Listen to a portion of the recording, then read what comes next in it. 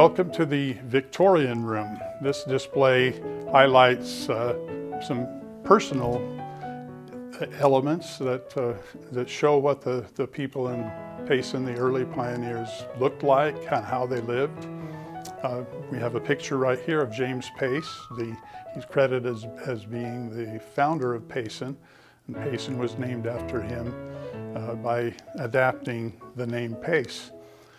And on the wall we have pictures of many of the prominent citizens of Payson through the years, including James Pace, the Dixon family, the Webb family, Page family, and the Tanner family, among others. And they are a hearty lot of people that did so much to establish Payson. So we have some furniture that's was used during those early pioneer years. A treadle sewing machine right here. And then we have some of the laundry equipment that was used through the years, starting with the old wash tubs and the scrubbers that were used with the tub, then a hand agitated washing machine in that barrel there, and then this was the advancing age of electricity, one of the early electric washing machines. This was also an agitator that was used in this barrel.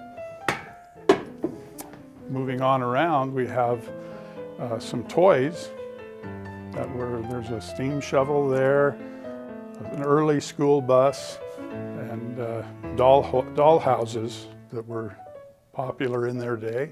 We have a music room with the organ, other musical instruments. The spittoon, I'm not sure why it wound up here, but there's that on display. And in this sewing area, there's an ironing board with a manually operated vacuum cleaner. It could be cranked up and then could suck up dust, and another sewing machine. Here in a bedroom, we can see what the early beds were often like. There's a frame with the ropes extending across, and then the mattress could be filled with corn husks, feathers, or other items that would be appropriate, and then placed on the bed frame, and it seemed to serve well as a bed. There was also a wash basin that could be used so that you didn't have to go clear outside and pump up water if you needed it during the night. Moving on over here, we have the living room. There's an upholstered sofa there. We have examples of the early fashion that was popular most likely in the early 1900s. Furniture items, the family Bible there on the table. And moving on over, we have the kitchen, which served a lot of purposes. There's a wash tub hanging on the wall. In those days, the kitchen was often used as the Saturday night bathing facility because the stove was close by to heat the water with, and then you could stand in the tub and wash. And if you were lucky, you got to be one of the earliest users with the cleaner water. And over here is a front sitting room.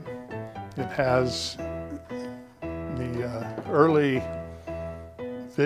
audio-visual tool. This is a video scope. This can be moved back and forth, and it creates a 3D type image. Pretty interesting. This is a 1896 article of clothing, a dress that was black velvet. Well, it was a black velvet coat, I guess. And over here, a nice dress that was worn by an 8th grader named Cloquetta Pickering on her graduation from 8th grade. I always think about how hot those dresses looked, but hopefully they didn't have to wear them in the heat of the summer. On the other side of this, there's some more dresses. These from 1896, a black tunic dress with the fur, and you'll notice the eyes and nose and whatever animal that was still on it. A lace cape, and Nell Hewish had a hat. This is her hat that's on display from 1917. And over here, a beaded collar from Sarah Finlayson from 1860. So that's going back quite a ways.